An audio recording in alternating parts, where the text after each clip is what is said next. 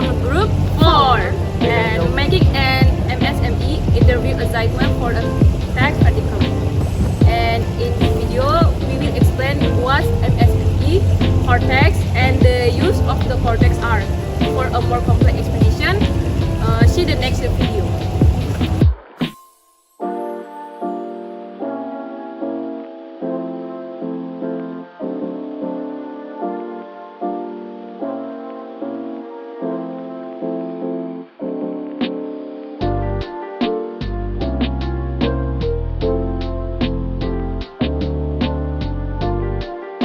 UMKM adalah singkatan dari usaha mikro, kecil, dan menengah. Ini merupakan bagian penting dari perekonomian Indonesia dan memiliki peran besar dalam menciptakan lapangan kerja dan mendorong pertumbuhan ekonomi. UMKM terbagi menjadi 3, yaitu usaha mikro, usaha dengan aset maksimal 50 juta dan omset 300 juta. Kemudian, usaha kecil, usaha dengan aset 50 juta hingga 500 juta dengan omset 300 juta hingga 2,5 miliar. Usaha menengah, usaha dengan aset antara 500 juta hingga 10 miliar dan omset 2,5 miliar hingga 50 miliar. UMKM memiliki peran-peran penting seperti yang pertama, UMKM dalam perekonomian, yaitu UMKM meningkatkan pertumbuhan ekonomi, membuka lapangan kerja, dan meratakan pendapatan. Yang kedua, UMKM dalam pemberdayaan masyarakat, yaitu UMKM mengentaskan kemiskinan dan meningkatkan kesejahteraan masyarakat. Yang ketiga, UMKM dalam pembangunan daerah, yang dimana UMKM mengembangkan ekonomi daerah dan meningkatkan daya saing di sebuah daerah itu. Pajak UMKM. Pajak UMKM adalah pajak yang dikenakan atas penghasilan atau kegiatan usaha yang dilakukan oleh usaha mikro, kecil, dan menengah atau UMKM. Lebih detailnya, UMKM merujuk pada 1. Jenis-jenis pajak yang relevan bagi UMKM. Meskipun ada berbagai jenis pajak seperti PPH, PPN, PBB, BPHTB, dan lain-lain, UMKM umumnya sangat terkait dengan pajak penghasilan atau PPH. Ini adalah pajak utama yang dikenakan atas penghasilan yang diterima atau diperoleh UMKM dari kegiatan usahanya. Pajak pertambahan nilai atau PPN. Jika UMKM sudah mencapai batas omset tertentu sebagai pengusaha kena pajak atau PKP, maka wajib memungut, menyetor, dan melaporkan PPN atas penyerahan barang atau jasa kena pajak. Kemudian, pajak lainnya seperti pajak bumi dan bangunan atau PBB atau bea perolehan hak atas tanah dan bangunan atau BPHTB. Jika UMKM memiliki perpajakan khusus untuk UMKM, pemerintah Indonesia menyadari karakteristik UMKM yang berbeda dengan usaha skala besar, misalnya keterbatasan SDM, modal, dan kompleksitas administrasi. Oleh karena itu, ada perlakuan khusus yang diberikan dalam sistem perpajakan untuk UMKM yang bertujuan untuk 1. Menyederhanakan kewajiban perpajakan agar UMKM lebih mudah menghitung, membayar, dan melaporkan pajak. Yang kedua, mengurangi beban pajak agar UMKM memiliki modal lebih untuk mengembangkan usahanya. Yang ketiga, mendorong kepatuhan pajak. Dengan skema yang lebih mudah, diharapkan UMKM termotivasi untuk lebih patuh. Materi selanjutnya yaitu Undang-Undang 23 Tahun 2018. Berikut adalah penjelasan detail mengenai Peraturan Pemerintah atau PP Nomor 23 Tahun 2018 tentang pajak penghasilan atau PPh final untuk UMKM beserta pasal-pasal yang relevan. Peraturan Pemerintah atau PP Nomor 23 Tahun 2018 yaitu PPh final untuk UMKM beserta pasalnya. PP Nomor 23 Tahun 2018 diterbitkan pada 8 Juni 2018 dan berlaku efektif mulai 1 Juli 2018.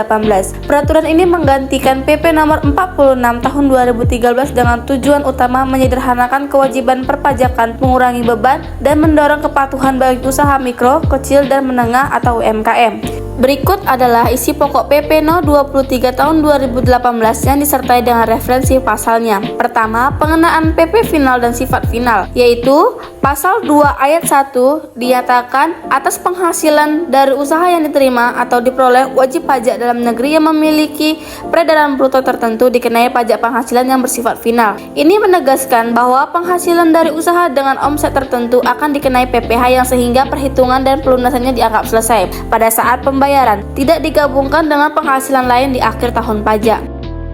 Materi selanjutnya yaitu PPh. Harmonisasi peraturan perpajakan dalam konteks Undang-Undang Nomor 7 Tahun 2021 atau UU HPP merujuk pada upaya pemerintah untuk menyelaraskan, menyederhanakan, dan menyesuaikan berbagai ketentuan dalam undang-undang perpajakan yang berbeda menjadi satu. Kerangka hukum yang lebih koheren, adil, efisien, dan adaptif terhadap dinamika ekonomi. Secara spesifik, harmonisasi peraturan perpajakan dalam UU HPP berarti pertama, integrasi dan penyesuaian berbagai UU pajak. UU HPP tidak berdiri sendiri, melainkan melakukan perubahan dan penyesuaian terhadap beberapa undang-undang perpajakan yang sudah ada sebelumnya, yaitu pertama, Undang-Undang tentang Ketentuan Umum dan Tata Cara Perpajakan atau KUP.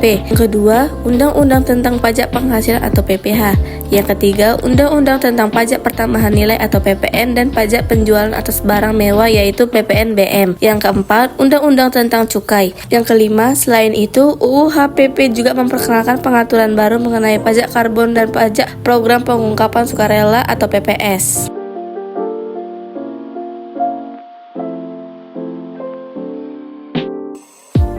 Perkenalkan, nama saya Des Aulia Hadira Putri, saya Indira Mawati. Kami akan mewawancarai dengan 6 ibu.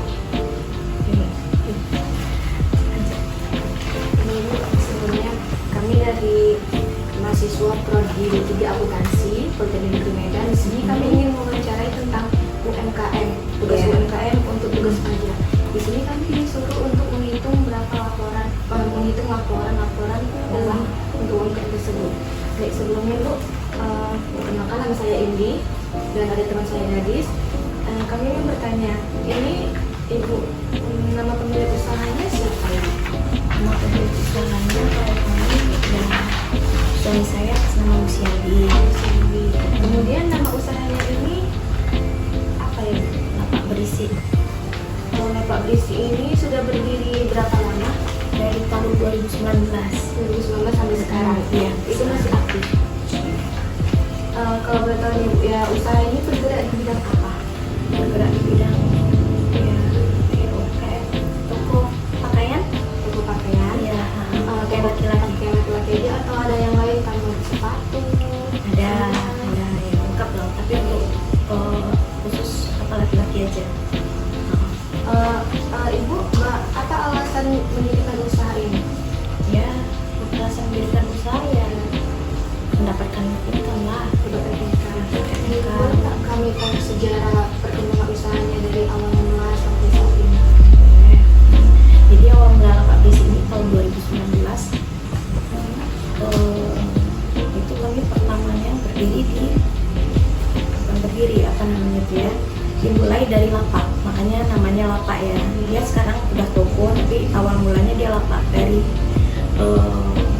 buka kami malam depan-depan kedai orang di pasar pajak kalau di sini ya, di pasar. Nah terus nanti jam 11, jam 12 tutup. Jadi mulai dari maghrib sampai setelah maghrib sampai jam 12 tutup. Nah kayak gitulah awal mulanya sampai 2021 ya, 2021 itu kami bikin toko, bukan bikin toko, beli toko sendiri karena bukan sewa, karena itu sudah nampak perkembangannya bagus seperti itu. Makanya kita langsung di toko. Kalau boleh tahu letak lokasinya ya? Ini di Lok Sukun, Aceh Utara ya. Aceh apa itu ya? Aceh Utara ya. Pokoknya kalian cari aja lah nanti pastinya. Perkembangannya saat ini masih bagus ya? Masih bagus, alhamdulillah. Untuk bagian usaha ini apakah dia memiliki cabang atau masih Belum, satu saat aja? ini belum. Masih satu aja. Kalau untuk pemasarannya nih, kan ini baru satu nih kamu. Dia offline atau ada juga penjualan secara online? Ada penjualan secara online, cuma belum terlalu apa ya, kita belum terlalu pesat kalau untuk online-nya, karena kita kan bukan di tengah kota ya, kita di kota kecil, jadi untuk ongkos kirim itu agak lumayan memberatkan. Kalau misalnya online ini, itu ibu dari aplikasi kayak misalnya Shopee atau ada aplikasi sendiri atau TikTok. TikTok? TikTok. Bisa nggak closing ada dari Instagram? Bisa melalui Instagram atau WA. Untuk penerimaan penjualannya ini Bu, karena kan ada sistem offline sama online, berarti kan dia bisa cash atau TF, Iya. di beli Ya. Untuk penghasilan atau omset per tahunnya itu kira-kira berapa ya Bu? Ya, gambarannya sekitar 450 sampai 500 juta. Kalau ibu bersedia, kami boleh nggak minta data penjualannya? Penjualan kan yang selalu udah ya. Udah ada datanya sama gadis ya. Tahun 2024. Karena kami di sini kan bahasanya mau bahas tentang pajak nih Bu. Menurut ibu nih, seberapa penting sih pajak itu untuk pembangunan kemajuan negara kita? Ya, namanya sebagai warga negara yang baik, ya pajak itu ya berguna lah untuk pembangunan pembangunan kita sendiri lah, negara kita. Ya, itu sih. Kan ibu ini ada usahanya kan? Pajak itu berdampak baik menurut ibu atau berdampak positif atau ada negatifnya gitu? Ya berdampak positif lah, Ya, lebih banyak sedikit positif, banyaknya, ya sedikit banyak pasti ada dampak positifnya. Untuk pembangunan pasti pembangunan jalan, entah apa gitu kan. Ya. Untuk usaha ini sendiri, ibu apa memiliki NPWP? Ya. Biasanya kalau misalnya mencatat transaksi ini, ibu menggunakan aplikasi atau manual? Aplikasi, Ada aplikasinya. Kalau kalian boleh tahu apa aplikasinya? Kapos, Kapos. kasir, Kapos. Kalau untuk mencatat mengenai pendapatan dan pengeluaran usahanya ini, ibu dilakukan secara rutin? Oke, ya haruslah karena sistemnya di sana kami bagi hasil. Kami di sini sebagai owner, di sananya sebagai pengelola di pembagian bagi hasil. Kemudian untuk keuangan pribadi sama keuangan perusahaan ini Bu, ibu memisahkan antara keduanya? Ya dipisahkan. Dipisahkan. Ya walaupun mungkin usaha kita cuma toko kecil ya, tapi kita tetap harus memisahkan. Pasti, nah itulah kelemahannya kalau kita tidak memisahkan keuangan pribadi dengan perusahaan, nah itu nanti tokonya bisa bangkrut gitu. Ini kan dalam usaha ibu pasti ada aset-aset. Ya, Aset-asetnya itu ada aset apa aja? ya untuk saat ini ya toko, Berarti gedung bangunan ada. Itu kan pasti tuh ada penyusutannya tuh Bu. Ya. Kira-kira berapa penyusutannya dalam setahun? Penyusutannya kami penyusutan mungkin 1.500.000 1.500 itu per tahunnya. sorry per bulan. Per bulan. Kami tulisnya seperti itu. Realnya itu 1.500.000 per bulan dikeluarkan. Tapi pada kenyataannya mungkin penyusutan per tahun dan bulan saya mengeluarkan itu 1.500.000 satu bulan. 1.500.000 satu bulan. Itu metodenya ibu metode apa? Ya kami ya Kayak perkiraan aja. perkiraan penyusutan, entah itu nanti di akhir tahun, entah itu ada perbaikan ini itu bla bla bla gitu kan. Karena dengan misalkan lah penyusutan, entah itu butuh cat, entah itu ada bocor, entah itu ada apa gitu kan, nanti dia bakal apa, itu kita nggak cukup mengeluarkan uang cuma 5 juta atau 10 juta, makanya kita keluarkan 1.500.000 per tahun. Per bulan. Kalau pokok penjualan untuk produk yang dijual itu bagaimana ibu cara menghitungnya? Harga pokok penjualannya ya itu kan kita bukan pengolahan ya, kita langsung berapa kita harga pokoknya, kita beli barang, harga baju satunya berapa, itu nanti kita ambil keuntungan dari sana lah, berapa persen, biasanya 30 sampai 40%. Karena untuk keperluan pelaporan pajak ini kan Bu, apakah ibu memiliki rekapitulasi total pendapatan brutonya dalam periode pajak, misalnya dalam bulanan atau tahunan? Brutonya untuk penghitungan pajak, kalau realnya kami nggak mengeluarkan pajak karena belum kami apa kan nggak dikeluarkan pajak gitu loh, kami nggak bayar pajak. Nah jadi karena ini masih toko kecil, 2 pintu, dulu awalnya 1 pintu, sekarang 2 pintu udah 2 pintu gitu kan. Real pada kenyataannya memang tidak mengeluarkan pajak kami, tapi kalau misalkan pendapatan brutonya nanti tidak ada tanya sama saja ya. Apakah UMKM ibu ini udah berstatus PKP? PKP apa itu? Penghasilan perusahaan Belum. Berarti ibu juga belum melaporkan PPN? Belum. Apakah ibu ini memiliki catatan mengenai utang atau piutang usahanya?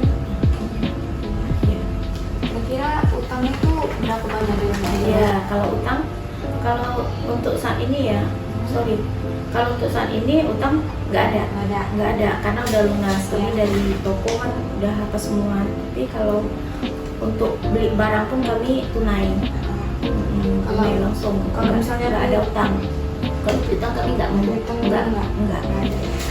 Tapi udah habis. Ibu membuat laporan laba rugi secara periodik, secara periode per bulan. Iya. Ibu membuat juga tuh laporan sisi keuangan. Keuangan enggak, cuma laporan keuangan, laporan laba rugi bulanan, nanti langsung pembagian di sana aja. Bagaimana Ibu melihat pengaruh pajak ini terhadap keberlangsungan usaha? Realnya kan kita nggak pakai pajak ya, cuman kalau misalkan dengan dengan skop usaha kita yang masih kecil ini, mungkin kalau pada kenyataannya belum kena pajak. Aku rasa belum kena pajak. Jadi menurut Ibu pengaruhnya itu karena tidak kena pajak, nggak ada lagi Bang? Kalau untuk apanya nggak ada. Kalau menurut Ibu nih tarif pajak UMKM, Ibu kan itu UMKM kan? Iya. Untuk menurut Ibu tarif pajak UMKM saat ini apakah sudah ideal? Bijaknya gini, pemerintah mesti sudah menghitung tarif pajak itu sesuai dengan kondisi di lapangannya seperti apa, gitu kan. Tapi pada kenyataannya kan kita nggak tahu juga apakah betul-betul itu meringankan atau memberatkan usaha UMKM ini atau gimana sih? Jadi itu tadi kita belum banyak kerja. Ini Bu, apa harapan Ibu terhadap kebijakan perpajakan UMKM ini untuk kedepannya? Untuk kedepannya ya, namanya kita sebagai warga negara, pajak adalah kewajiban. Nah, harapannya itu pajak yang kita bayar itu dari kita sebagai pembayar pajak, harapannya yaitu bisa meringankan, mensejahterakan kehidupan rakyat. Yang pertama, yang kedua ya jangan memberatkan lah.